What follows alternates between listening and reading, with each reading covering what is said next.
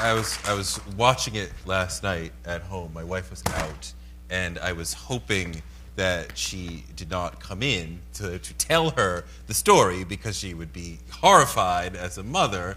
And then she came in after it was over. And then this morning I told her about it, and she was horrified as a mother by this whole story. It is so captivating and painful and tragic, and yet the film is beautiful and engrossing.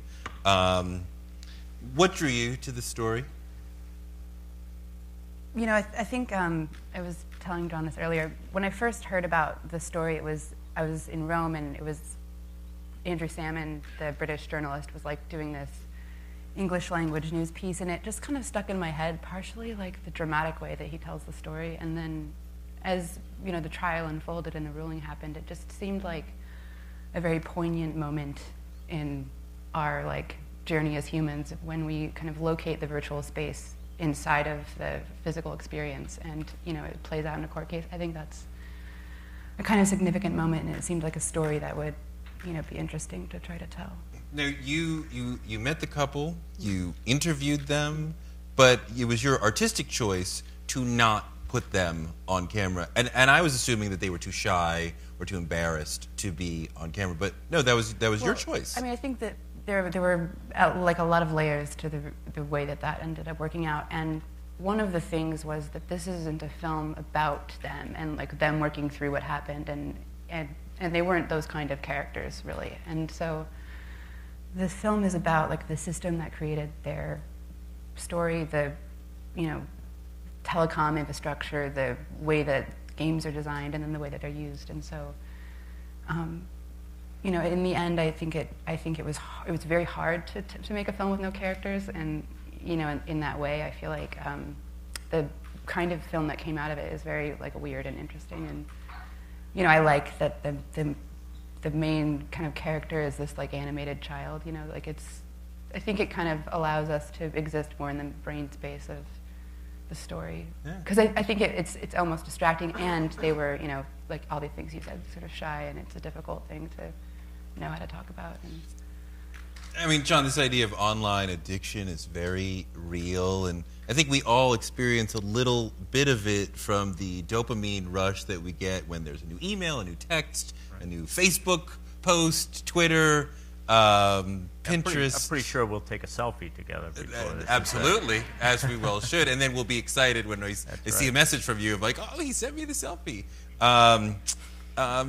So this is there's part in the film, there's folks who are like, really, like they got off using online addiction, but it is a very real thing. That's right.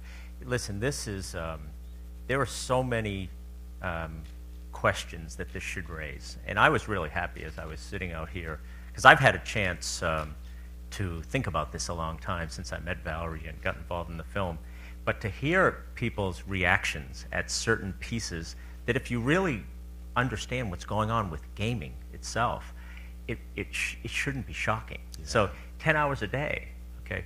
I'll give you a quick story, which is one of the main reasons this project attracted me when I met Valerie, outside of the fact that she's an extremely bright director, and raising money to do these independent films is brutal. I have two young daughters in a similar age group, so I was attracted to this, and my daughters were involved in this. But what really got me into this is with me tonight, very well-adjusted 29-year-old daughter who is working on her second master's degree and works at the Metropolitan Museum. Wait. Yeah. 2 master's degrees. Okay, she's a gamer, big gamer. Okay. And her answer to the 10 hours a day was, "That's all."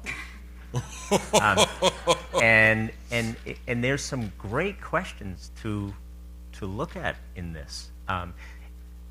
My daughter met her boyfriend in a game.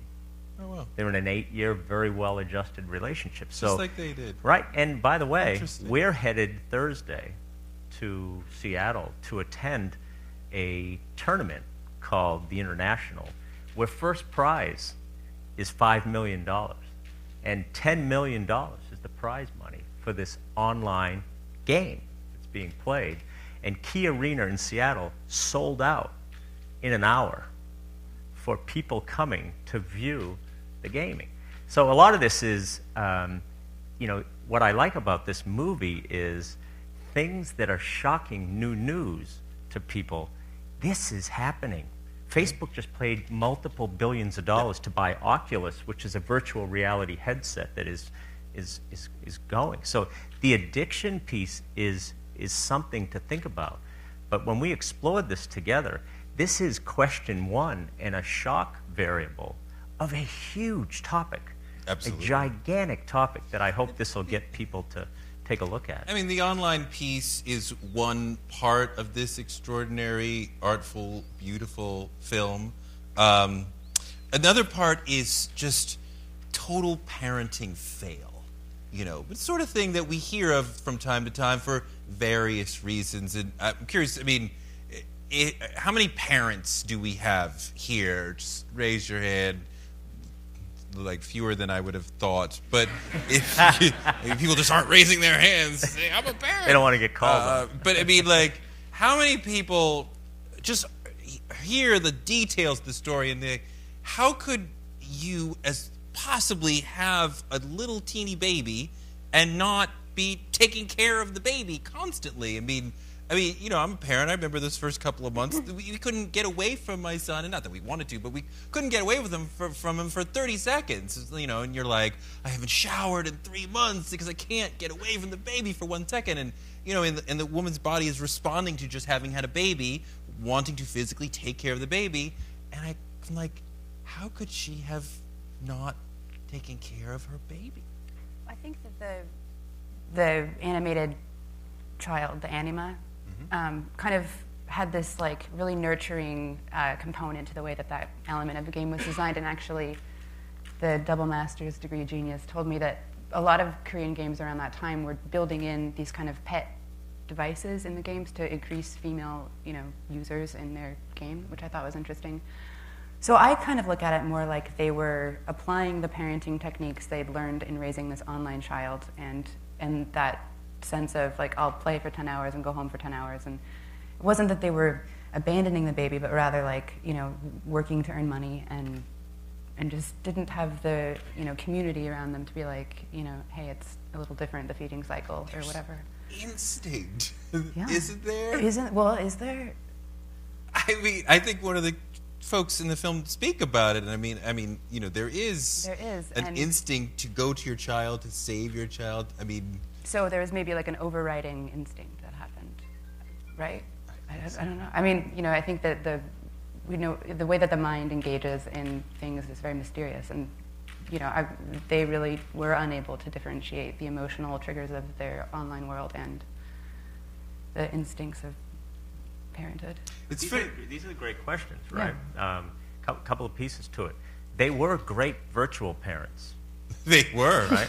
And they didn't know the line between the two of them. And secondly, this question of addiction, you know, is it built in? Are you born with this? Is it the same as a precondition for addiction, like we know it on drugs or alcohol, that we now believe is a disease? So is it a parenting issue, or are these people, you know, it's raising tremendous amounts of questions. And certainly Korea, which is another piece of this film that intrigued me, their internet infrastructure was extremely advanced, government-based, so they had a fiber-based infrastructure that drove, you know, tremendous capability. That's worldwide now. And I think, as the film also put out at the end, it's mobile now. Yeah, is that part of why, the sort of environment why this happened? Because Korea was advanced in terms of providing Wi-Fi for everyone, right? And the Korean gaming industry was creating these games that these are too complex for you to have at home. So you have to go out to these PC banks to enjoy these games. The American middle class would just buy bigger computers and consume them at home, and then you'd never be able to get away from the crying baby. And now that we're in the world of mobile, then you couldn't get away from the crying baby because you wouldn't go to the PC bang. So is that sort of moment, that historical moment, part of why this happened? That's a great question. I mean, I think the issue, of course, is would it make a difference if, in fact, now that we're moving towards 150 or 300 megabits per second wideband LTE, and you can do even more on a mobile device, if you have a mobile device attached to a headset that puts you in a 3D virtual reality, and you're sitting completely lost, no matter where you are, is that any different than being in a PC bang, you know, at least believing that you're socializing with other people? at the same time. It just, as I said, this just raises a tremendous amount of questions, and I would just insert the other piece. See, what Valerie explored, and I think we had some great discussions with HBO who kind of brought this film forward. One of the biggest problems Valerie had is there were so many topics that came out of this. And there's a beautiful topic about the entire gaming industry and as an occupation, as an industry, as a group of stars that were emerging, and how parents responded when young 15-year-old Junior now had the opportunity to make more money than the family because he was a streaming video star in the games. And then there's the second piece, which is this is not all negative. The gamification of education and defense systems, and this has a completely other side to it. Yes. But one of the best parts about this is that's not going to get your attention. This will get your attention. Sure. And then it starts the dialogue, and that's the piece of this that is important. Help me understand why they got so little time, and was there outrage in Korean society? The father actually asked to serve 1 year. They initially weren't given any time, but he felt so bad he wanted to serve a year, but then wanted to come help his wife. In Korea. I'm sorry. So did he actually serve the year? He served the year, yeah. Okay. And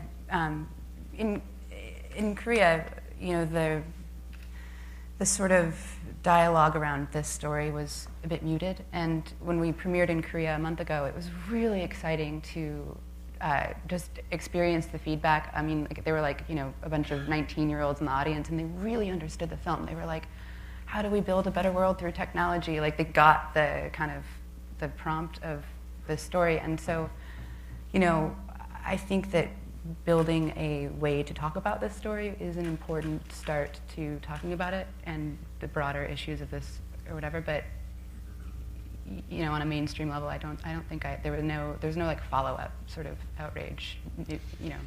Part of what I think is so great about the film is you deal with this idea of these folks going into the fictional world, which blinds them from the real world.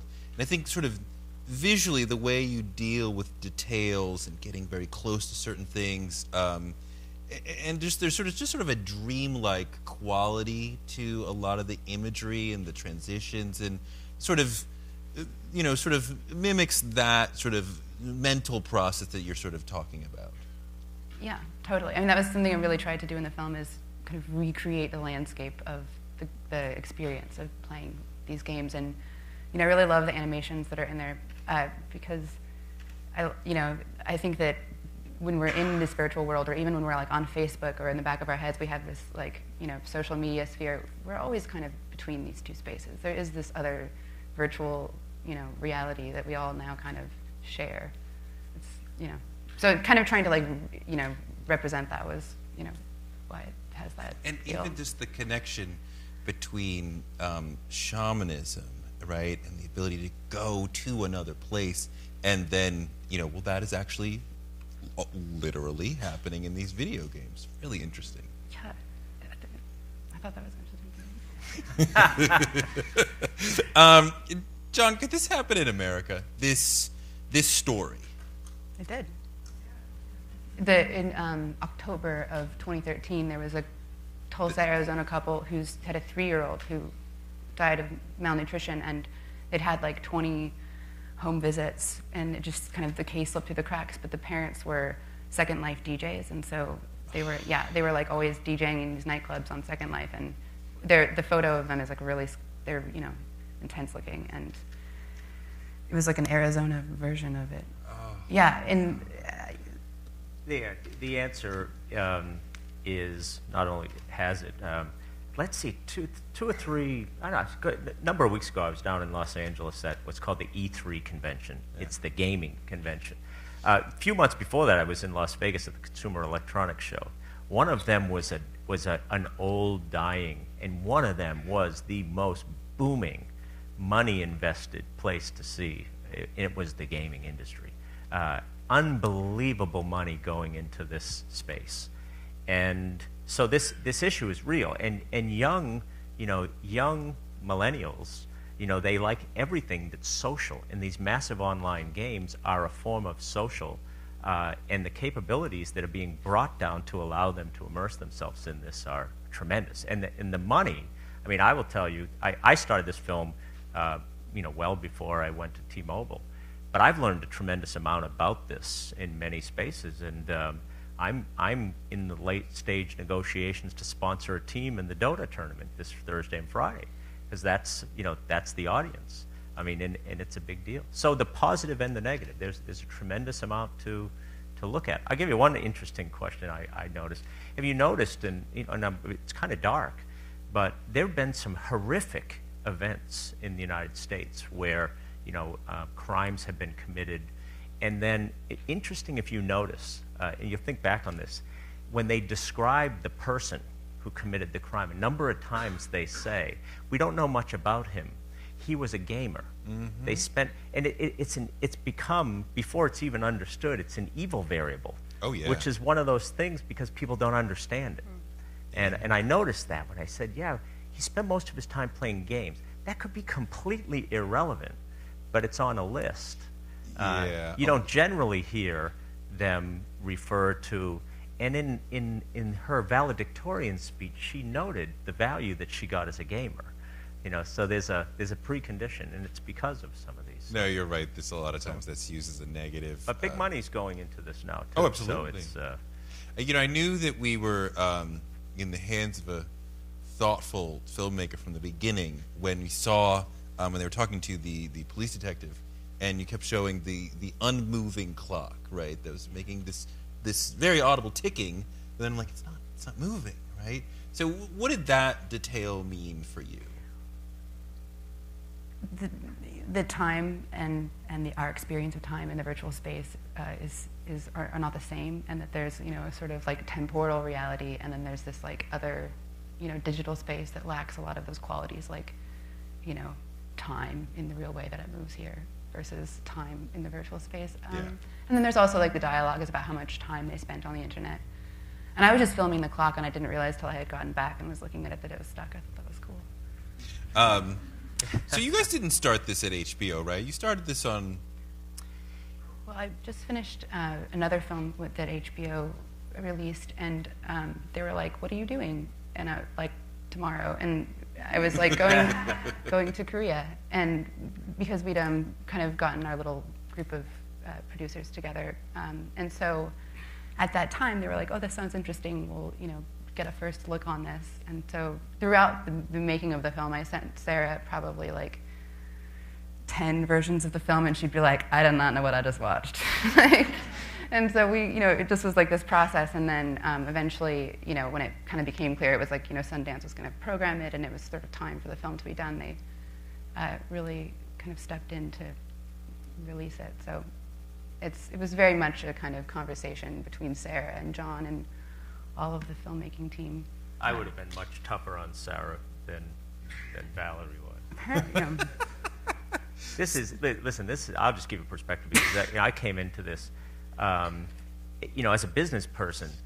Part of this for me was, a living vicariously through artists' minds. They're a different breed of human being.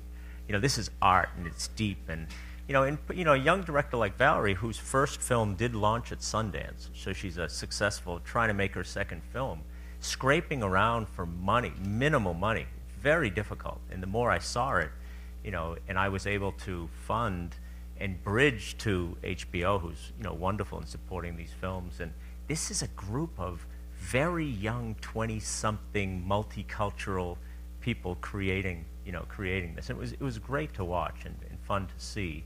And now, of course, that she's already had her first two films launch at Sundance, we just assume HBO is going to buy everything she does, and the price is going to go, right up. Can we close that deal now? How long does this one take you? About a year and a half. 2012 in July is when I started shooting, and then, we premiered it in January here. So. And you were in Korea for how long? For 6 weeks, and then the Seoul Film Commission flew our Alex Porter and Terrence Connors, who's not here, out to Korea to film like extra interviews and B-roll. And this couple now is... They're raising their child. They're, her name is Autumn, the baby's name, the new baby. And he drives a cab, and she's a stay-at-home mom. Wow. I imagine you're going to have a lot of parents watch this and be like... I felt so bad. Our colorist, when we were getting it color corrected for Sundance, was like, I walked in afterwards, and he was like, I just had a baby 3 weeks ago, and I didn't know what this was about, and I'm really traumatized. I was like, I'm so sorry, man. I mean... It comes like a warning. This is a dark... No, I know, because you have a baby, and even if you're, like, obsessed with the baby, you're constantly worried about, I'm going to screw you up physically, psychologically, whatever. I remember we lived in fear of, the baby would fall off the bed, and then it would break its arm. Our baby fell off the bed 3 times. He's fine. They are much tougher than you realize. But they do have to eat. That number of 2.9 kilograms to 2.5 in 3 months was like, oh my God. Yeah. But from there, where's the line? As a parent and one who's learning tremendous amounts about this, I had a fascinating conversation with an unnamed head of a major conglomerate in Korea a few weeks ago. And we were talking about business, on a global scale. And the meeting ended, and we had connected okay on business. But in small talk on the side, gaming came up because we were talking about some devices for virtual reality. And he mentioned to me, oh, you have a daughter that plays games? He said, my son is in boarding school, and he just got caught because they were stopping the use of the internet. And him and his friends hacked the internet system because they play this one particular game. And they hacked the system so they could play. And this was a major guy whose son was brilliant. And he was, beside himself because his son was playing this game. And I actually gave him a hopeful story. This wasn't the end of the world. But I also told him about this film. So it was a fascinating dialogue. And I think there is, back to you said, it's something to be aware of and to understand and to, question, but then to understand the other sides of it and realize there's a lot of positives. He's a good business partner. He's always thinking about Love Child. Yeah, good. Nice plug. Yeah. You talk about how Prius was shut down. Did they shut it down in response to the situation? People stopped playing because there was a stigma associated. I learned when I went there, but these games go out of style in like a year. So it was sort of partially that the fantasy motif was a bit out of style. Certain kinds of games are more in style now that are a little bit less character-driven and a little bit less story-driven, I noticed. But there's still a lot of the PC bangs. Yes, and there's StarCraft and a lot of sports games, and Lineage is a really popular game over there. Let's hear some questions from you guys. Anybody wants to get involved, raise your hand. Yes, you in the blue. You. Up there's a mic coming to you. If you want to get involved, just raise your hand. Hi. I'm a gamer. StarCraft is my drug of choice. And obviously, the death of this child was the big sort of emotional tragedy. But maybe the more substantial and societal problem is the idea of internet addiction. And I don't know. There was an interesting point in the movie where the game developer is talking, and he's like, "It's my job to create an addicting product." Yeah.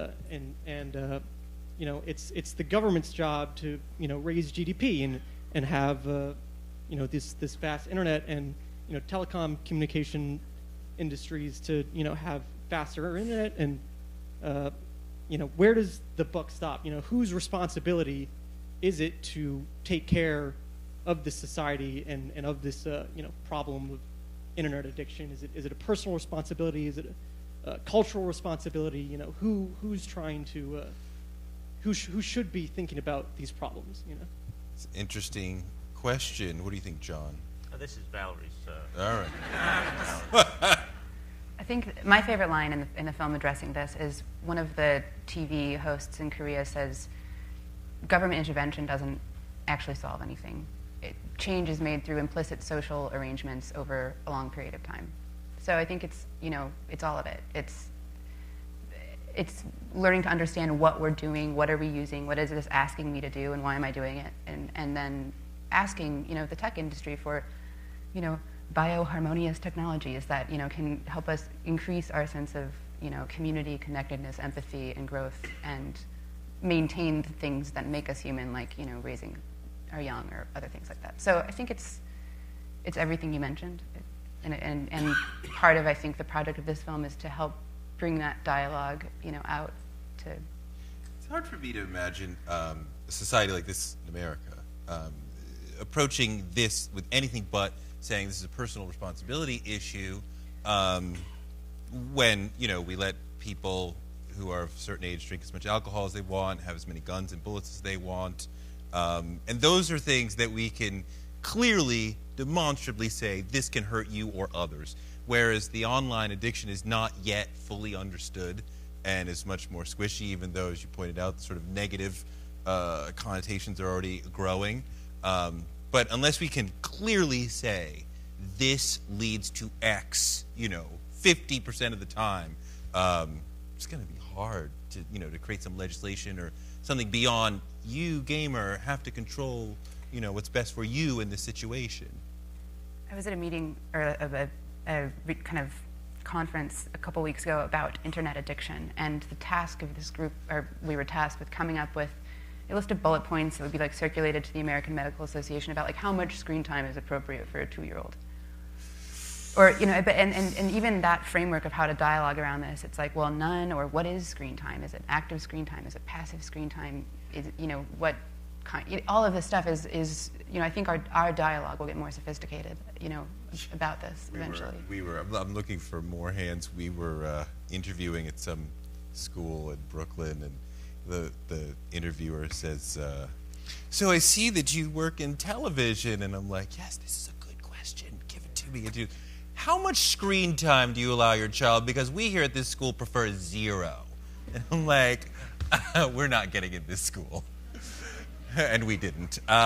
You, and then you, and then you. More cut and dry. I think addiction is addiction, and neglect is neglect.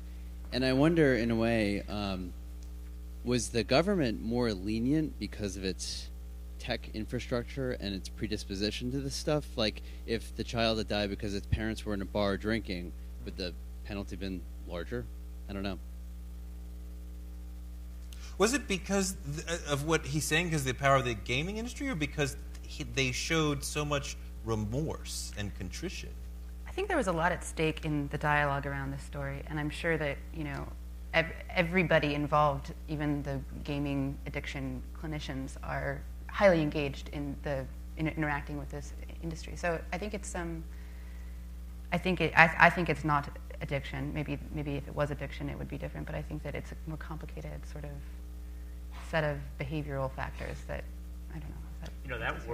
That word stuck in the middle of this dialogue changes so much, right? I mean, we've just shifted from, gaming being the cause of this neglect to the question of whether they have addiction, and then when you put it into the addiction bucket, is it a preconceived issue? I think your point about big corporations, all of a sudden we're saying the corporations have a responsibility, and when that developer says, my job is to get them addicted to it, I'm sure when he said that, he didn't think of it in the concept of a negative addiction, but as opposed to a strong, overwhelming commercial desire to have his capability. Maybe that was the same case, I don't know how many years ago it was when cigarettes were, a similar item, and certainly the question was, were they developed to create an addictive capability? It's a fascinating dialogue. Well, corporations are people, so. You were next, and then you in the back. Yeah, you in the black. This is really more towards you, John, maybe your daughter in here. But one of the consequences, what do you think are some of the consequences that might happen with gaming in the future, how our society is moving? What kind of came up to my mind was the use of drones and how the world is dealing with its challenges kind of through a similar avenue to gaming. And what do you think that's positive, negative? And what do you think our future is with it? Wow. I won't put my daughter on the spot because, amongst other things, she's very, very shy. But I don't know. I mean, I'm watching from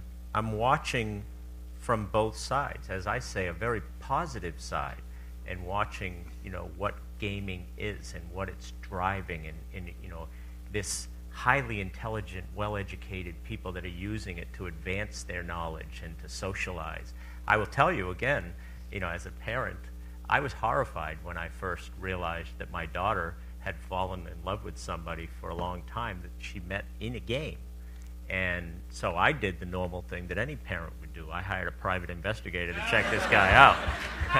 I put men on the ground with cameras to find this out. Does she already know this? Oh, yeah. Are we coming out to her right now, or? Yeah. It's not breaking news. But and he's clean. Yeah, he turned out to be a great kid. I mean, I sent her back in to try to find another one in there for my other daughter. But to move from that, as you say, to things like drones, I think that's an entirely different. Then you're getting into robotics and artificial intelligence, and a lot of things that, if you watch the dialogue in the past few weeks, when people take those to the extreme in the short period without control, people get horrified and nervous because it's the unknown. And I think where we talk about just drones in particular, we have to differentiate. Are we talking about armed drones that are operating in Yemen and Afghanistan, et cetera? Are we talking about little robots that are taking things from Amazon fulfillment centers to your office? I mean, or just watching the border but don't have artillery. I mean, there's I think sort of somehow drone has come to equal armed killer drone, as Bill O'Reilly would say, but there's a whole large set of of unmanned aircraft that are working with our.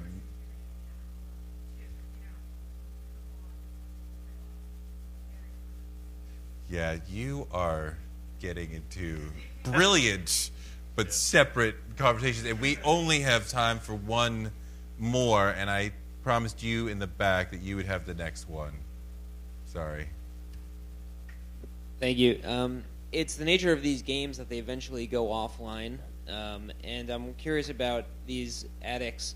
They spent so many hundreds of hours building up a character, maybe even forming an emotional bond with a digital character. You have any experience what happens to these addicts when the game goes offline and they don't have access to their digital family anymore? Do they move on to another game very easily, or is it devastating to them as if you lost an actual family member? Interesting question. It probably depends on what kind of game you're playing. I mean, I would imagine World of Warcraft and those kind of games that have a very long lifespan, probably those elements of deep social attachment exist. With the specific game in the film, from what I understood, because I was looking for Prius meetup groups or people who are really hardcore into it, but really they're sort of trend-based, and you'll play with all your other friends where your friends are playing. So it's more about who you're playing with, not necessarily who your character is, at least in these kind of multiplayer Korean games that the film's about. So we have a reception that everyone is invited to directly upstairs, so please join us, and please congratulate Valerie on an extraordinary film, and John as well.